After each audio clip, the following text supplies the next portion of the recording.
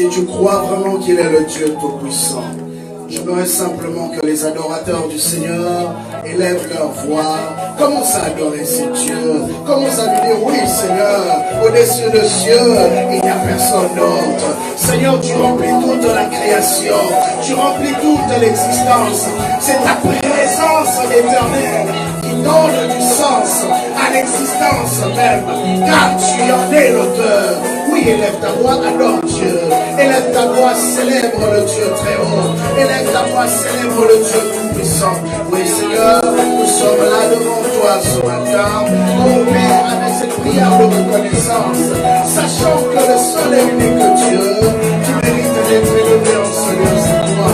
Sachant que le seul et unique Dieu qui mérite d'être élevé en ce lieu, oui, éternel, Seigneur, sachant que Dieu le seul et unique Dieu qui mérite d'être béni. Seigneur, il n'y a pas de Dieu comme toi. Oh Dieu Père, nous célébrons ton nom, Père. Nous célébrons ton nom, Seigneur. Nous célébrons que tu es Jéhovah. Jéhovah, tu es le Dieu élevé. Jéhovah, tu es le roi du roi. Jéhovah,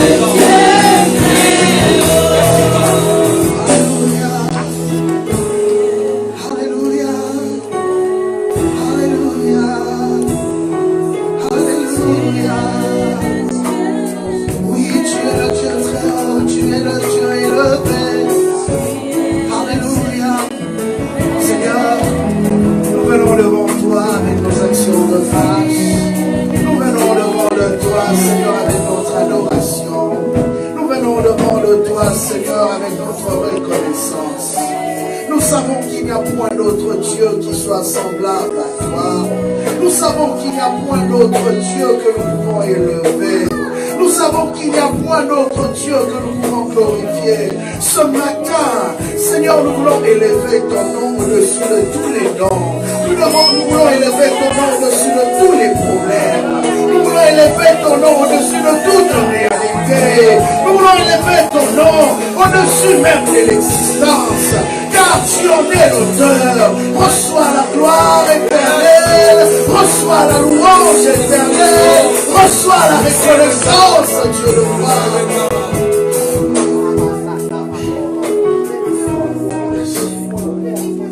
Merci d'être notre Dieu. Merci d'être notre Seigneur. Merci d'être notre Créateur. C'est devant toi que nous nous tenons, Seigneur, en ce jour.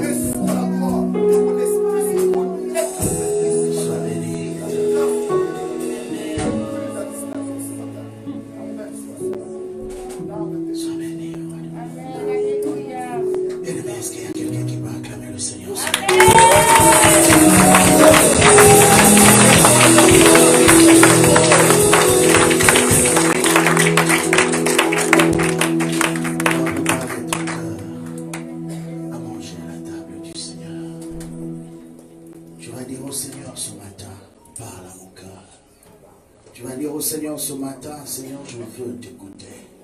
Tu vas dire au Seigneur ce matin, j'ouvre mon esprit à recevoir ta pensée. Élève ta voix, prie le Seigneur. Vers moi ce matin, parle à mon cœur, Seigneur. Je vois super prêt à recevoir le dommage. Et dans ce sanctuaire, Père, parle-moi, parle à mon cœur, Seigneur. Seigneur, le Tout-Puissant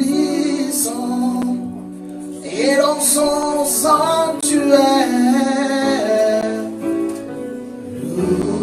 Louez le Seigneur,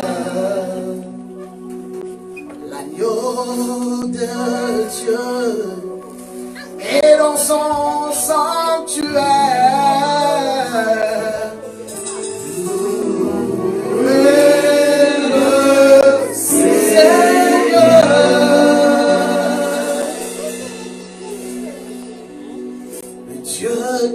Sauvé et dans son sanctuaire.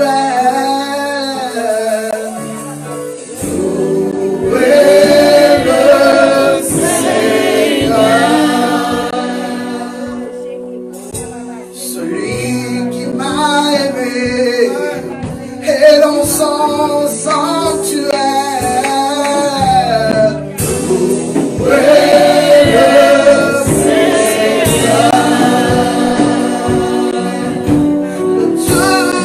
Tout-Puissant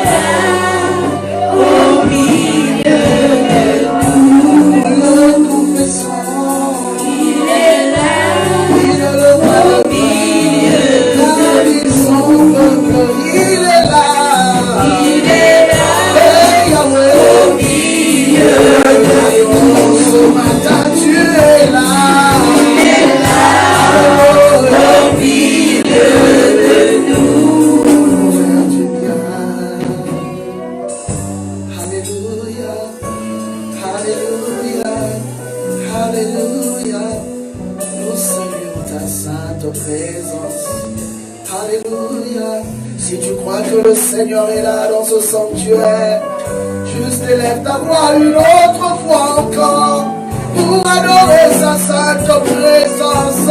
Il veut écouter ton cœur lui parler. Il veut écouter le cœur de son église lui parler ce matin. Puisqu'il est là, il est là, il attend ton offrande d'adoration qui élève son salon, ton offrande d'adoration qui célèbre sa sainte personne.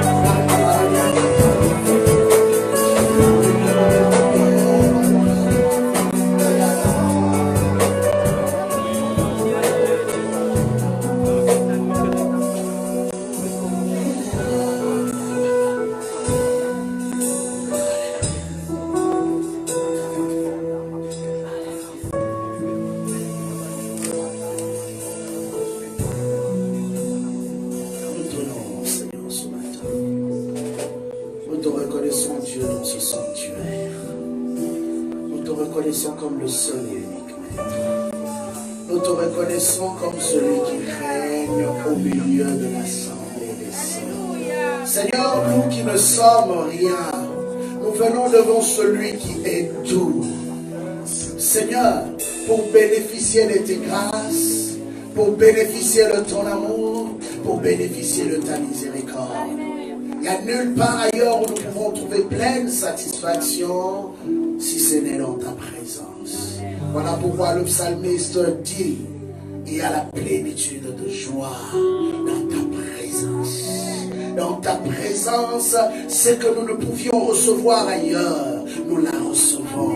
Dans ta présence, ce que nous ne pouvions faire autrefois, nous devenons capables de le faire. Seigneur, dans ta présence, ce que nous ne pouvions comprendre, Seigneur, nous arrivons à le comprendre. Alléluia. Béni soit ton Seigneur.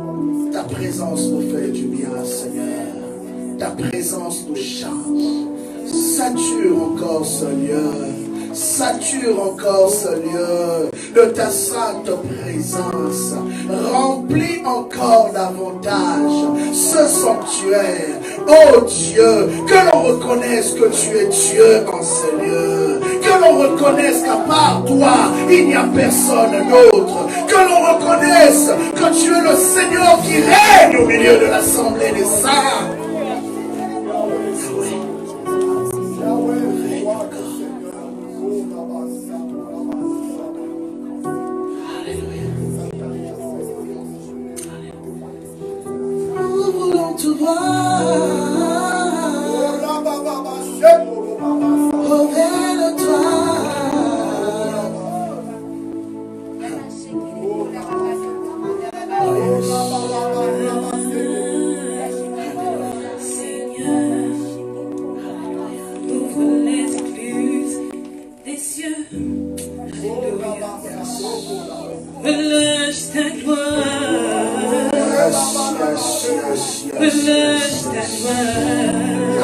Nous en avons besoin ce matin. Seigneur. Alléluia. Ouvre les écluses des cieux. Yes. Relâche ta gloire. Que cela soit ta prière ce matin. Alléluia. Relâche ta gloire. Relâche ta gloire. Yes. Nous voulons te voir.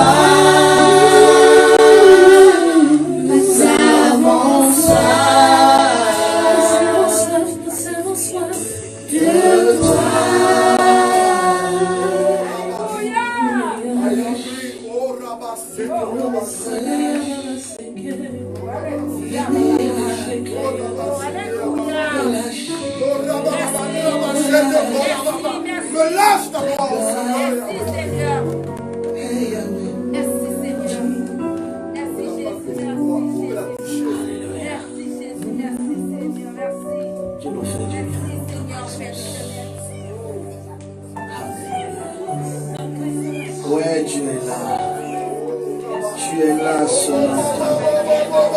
Tu es là ce matin. Tu le fais maintenant, Saint-Esprit. Tu le fais maintenant, Seigneur. Tu le fais maintenant. Tu relâches cette voix. Alléluia.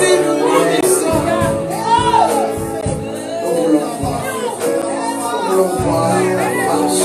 Nous voulons voir ta face. Nous voulons voir ta face. Nous voulons voir ta face.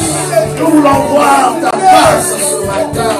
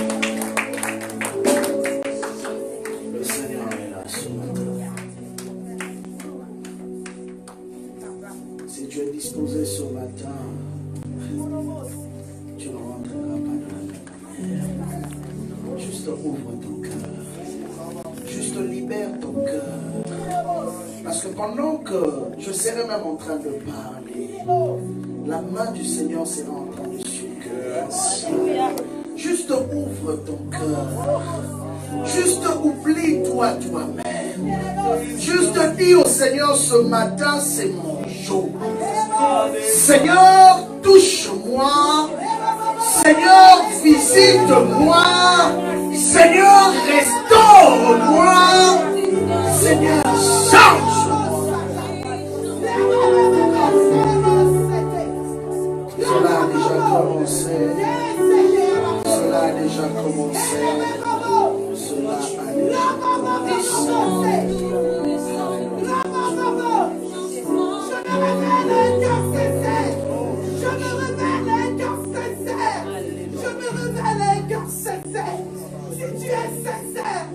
Tu me verras.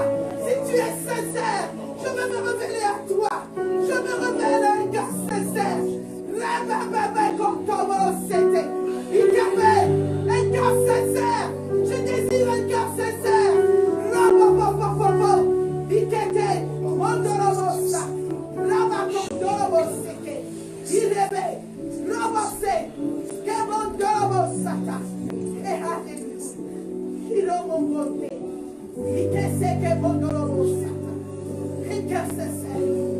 Tu vas faire une prière. Tu vas faire une prière. Avant que je puisse parler, tu vas faire une prière. Une prière d'abandon devant le Seigneur. Tu vas dire à Dieu, Seigneur, me voici. Tout ce qui est de moi, tout ce qui m'appartient, je viens le déposer à tes pieds. Seigneur, j'ai besoin que tu me touches ce matin. J'ai besoin que tu me changes ce matin. Que rien ce matin ne résiste à toi. Je t'ouvre mon cœur. Fais de moi ce que tu veux. Je renverse toute pensée. Je renverse tout désir qui est à l'encontre de ta volonté. Purifie mon cœur. Purifie mon cœur. Car je veux te voir.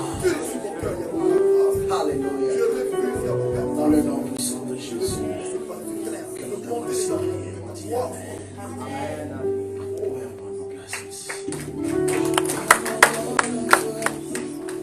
Amen. Alléluia, nous allons prendre la Bible.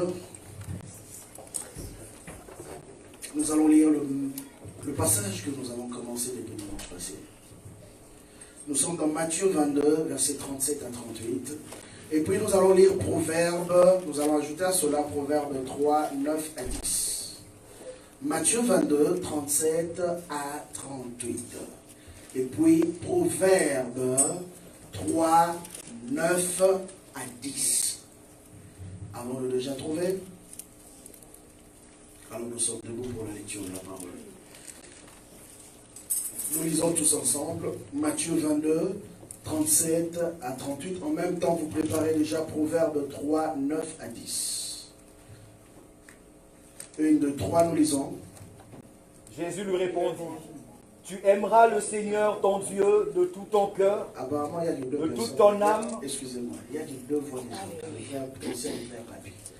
J'aimerais que tout le monde lise. Tu as ta Bible devant toi, ouverte devant toi, et nous allons tous lire.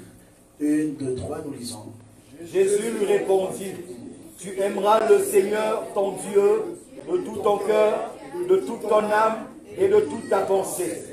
C'est le premier et le plus grand commandement. Voici le second, qui lui est semblable. Tu aimeras ton prochain comme toi-même. De ces deux commandements dépend toute la loi et les prophètes. Amen. Nous sommes dans Proverbe 3, 9. Proverbe 3, 9 à 10. Si nous l'avons trouvé, nous pouvons lire. Honore l'Éternel avec tes biens et avec les prémices de tout ton revenu. Alors tes greniers seront remplis d'abondance et tes cuves regorgeront de mou. Amen. Amen. Dans le premier verset, on nous parle des plus grands commandements. Du plus grand et du second, qui est aime Dieu de tout ton cœur, de toute ton âme et de toute ta pensée. Et puis aime ton prochain comme toi-même. Et dans le Proverbe 3, 9 à 10, la Bible dit « Honore Dieu avec tous tes biens. » Amen. Amen. On peut reprendre nos places. Nous sommes en train de parler de la loi de l'honneur.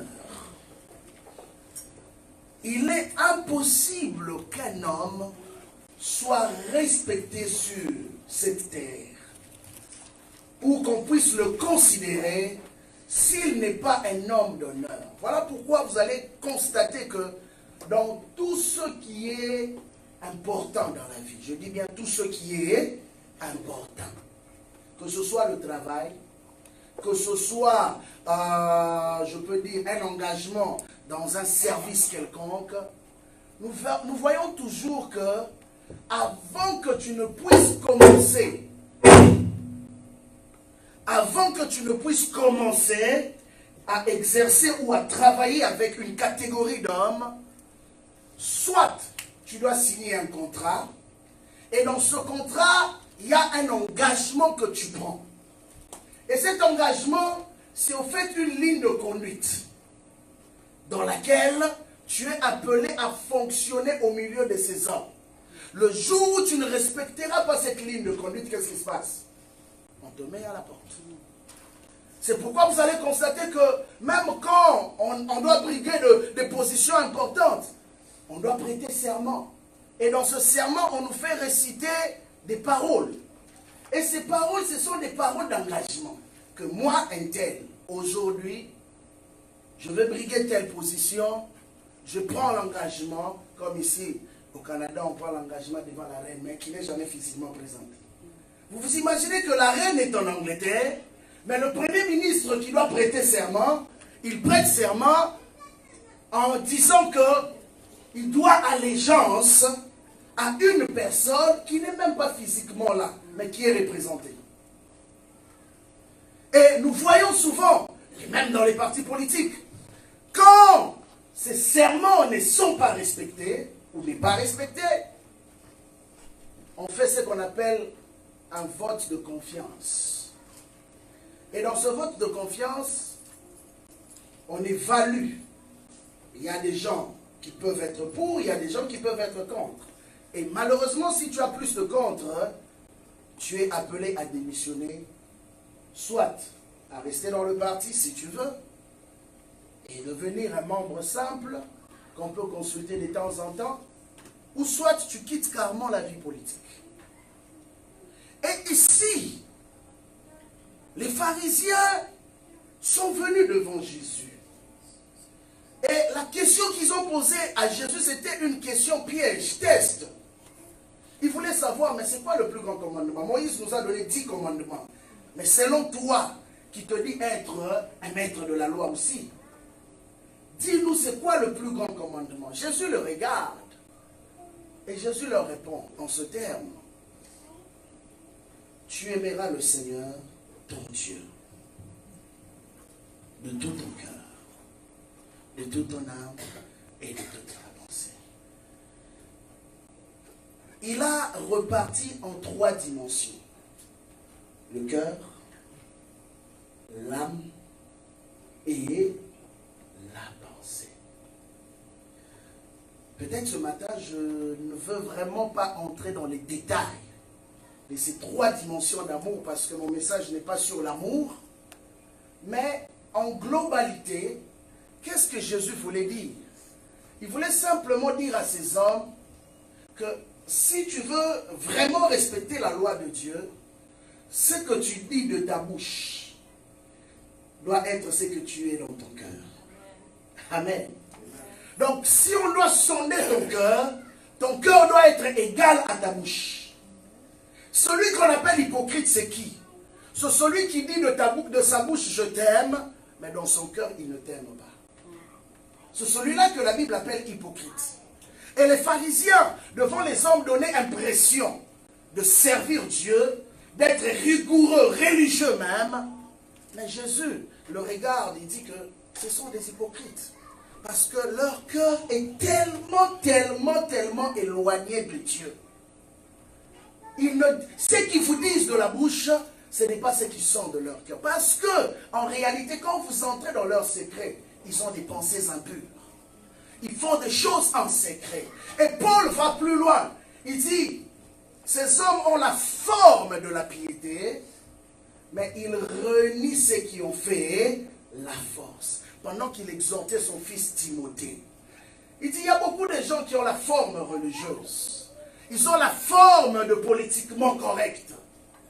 Mais à l'intérieur d'eux, ils sont loin de cette réalité-là. Mais il dit, mais toi par contre, tu dois prendre garde à toi-même et à ton enseignement. Parce que, bien aimé, il est bon de dire aux gens de faire certaines choses. Mais il est mieux encore de faire ce que tu dis aux gens de faire. Amen.